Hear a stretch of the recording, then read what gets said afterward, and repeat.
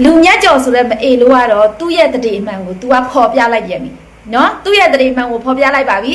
နဂါးလိုမျိုးခွေးဆက်ခင်းနေလိုက်တာကျမသူ့ရဲ့ Facebook ကနေပြီးတော့တင်လာတဲ့ဟာကိုမြင်လိုက်တယ်ရင်ထဲမှာအသေးထဲမှာဟိုလေနားတယ်သိလားလူမြတ်ကျော်မအေလို့ခွေးဆက်ဘလို့ခင်းပြန်ပြီလဲဆိုတော့အခုကြည့်လွန်ခဲ့တဲ့ကျမတို့ဒီ10ရက်နေ့ကဇူလိုင်10ရက်နေ့ကကြာရှုံးခဲ့တဲ့ကျမတို့ရဲ့6မျိုးနယ်ကရဲဘော် PDF ရဲဘော်အယောက်20နဲ့ပတ်သက်ပြီးတော့ရေးထားတာဘလို့ရေးသားထားတဲ့ထင်လဲ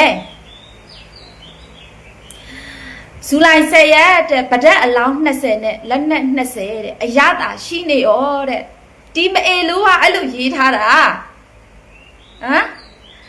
ဒီမအေလို့ကဘာကောင်းလဲကျမတို့ပြည်သူလူထုတွေသိဖို့လို့ပြီဒီမအေလို့ကဘာကောင်းလဲတော်လာရေးထဲကိုဘာစိတ်နဲ့ဝင်လာတာလဲလူမြတ်ကျော်ဆိုတဲ့မအေလို့ညီမတို့အဲ့ဒီပို့ကိုပြန်ဖြတ်ချသွားတာလေတင်ထားလေနင်းရဲ့ခွေးရုပ်ကိုနင်းဖော်ပြနေတာနင်းတခါတည်းတင်ထားလေဟမ်နင်းအရှင်နင်းကလည်းဒီလိုမျိုးနင်းရဲ့ခွေးရုပ်ကိုနင်းဖော်ပြနေရပဲ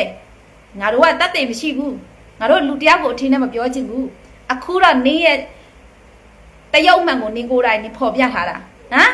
ညီအောင်မလားအကောက်တူးလို့ညီအောင်မလားဒီမှာလူမြတ်ကျော်အဲ့ဒီအကောက်ရဲ့ဘေးမှာကြည့်လိုက်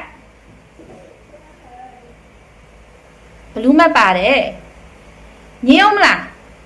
ညီမတင်ဘူးလို့ညီညီအောင်မလားညီတနာကြီးကြော်ပဲညီတို့တင်သွားတယ်တင်သွားပြီးတော့အခုချက်ချင်းညီတို့ပြန်ဖြတ်ချသွားတယ်ကျွန်တော်တို့တောင်းလာမိသားသမီးတွေတိထားဒီမအေလို့ကဟိုအရင်နေ့ကနေပြီးတော့ငကားလိုပဲသိလားအဲ့ဒီငကားသွားထဲကနေပြီးတခါလဲအဲ့ဒီမအေလို့ငကားနဲ့ तू လိုက်သွားရမှာလိုက်မသွားဘူးဘာကြောင့်လိုက်မသွားလဲတော်လန်ရေးကိုရှစ်ဆက်လို့မရအောင်ထပ်ပြီးဖြတ်စည်းခြင်းလို့နေခဲ့တာဒီမအေလို့ကနော်အဲ့ဒီနှခါကိုပြောခဲ့စဉ်တော့ကလည်းကျမတို့တော်လန်အတိုင်းဝိုင်းထပြီးတော့ပြောနေတဲ့ပြည်သူလူထုကိုပြန်လဲခြေပနေတဲ့လူမြတ်ကျော်ဆိုတော့မအေလို့အခုကြည့်လိုက်ဟမ်ပဒတ်လောင်း20နဲ့တဲ့လက်နက်20တဲ့အရသာရှိနေရောတဲ့ခမည်းတော်ရဲ့လူမြတ်ကျော်တဲ့ဟမ်မအေးလို့နိခွေးကိုငါတို့အခုမှနိရဲ့ခွေးရဲ့တရုတ်မှနိရဲ့စောက်ရုပ်ကိုနိခွေးကိုငါတို့မြည်ပြီမအေးလို့ရဲ့ဟမ်ဒါအောင်နိကဘာတွေနိကဖုံးသားချင်တယ်လို့နိကဘာတွေလိုက်ပြီးတော့လှုပ်ချင်တယ်လို့တဲ့နိရဲ့ခြေလမ်းတွေကိုဘယ်သူမှမမြည်ဘူးနိထင်းနေလား तू တနာရီကြော်ပဲသူတို့တင်ခဲ့တယ်နော်တနာရီကိုနင်းမိနစ်နင်းခဲ့ပဲစွန်းမဲ့ချက်ချင်းပြက်ပြက်ချသွားတယ်ဘာတဘောလဲ